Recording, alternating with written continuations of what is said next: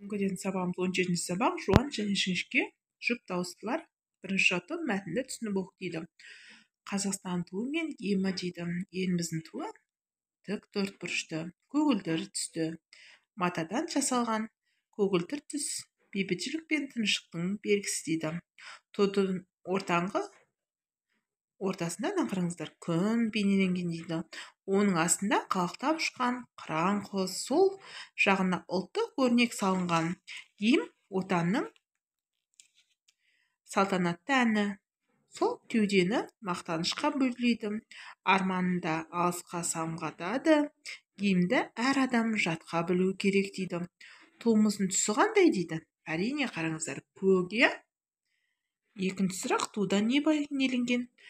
Күн және бүркіт бейнеленген, және ою қараңыздар. Гимнді жатқа білесің ба дейді. Әрине білеміз балалар, қараңыздар.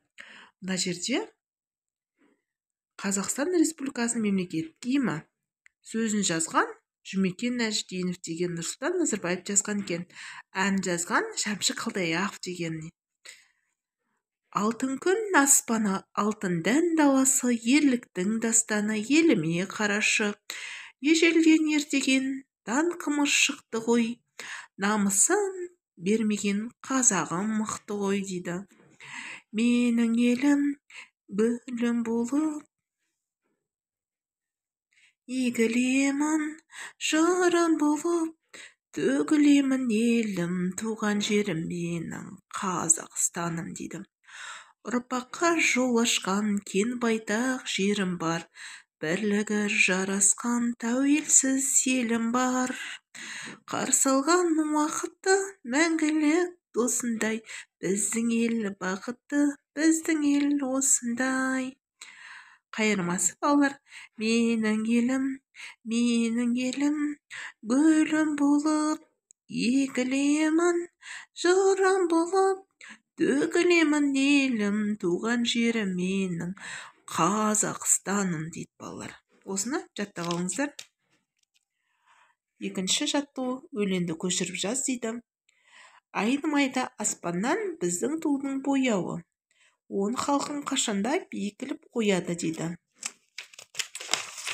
Балалар, бұл жерде үшінші жаттығу, берілген сөздерді оқып салыстыр дейді. О, Ү дыбыстарын айтылуына назар аудар дейді. Сөздерді жұптарды жаз дейді. Міне балалар, біріншісі тор, екіншісі төр болады екен. О мен Ö от дегенде өт болады екен. Біреуінде Ö жазылса, біреуінде О жазылып тұр. Үшіншісінде сіз, сыз, Ö мен Ы. Төртіншісі өр екен. Төртінші жаттығу, оқы, қарамен берілген сөздерді мағынасын түсіндір дейді. Тол, төл. Мағынасын тол. Тол деген ыдысты толды деген сияқты. Төл деген, төл кәдімгі ешкінің лағы. Сондай айтады, қойлардың. Балаларын төл деп айтады екен. Астау суға тол, шеді төл дейді. Төлдеді деген ескендеріңіз бар шығар.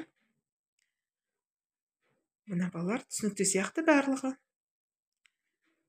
Келесі сабақта кездескенше сау болыңыздар,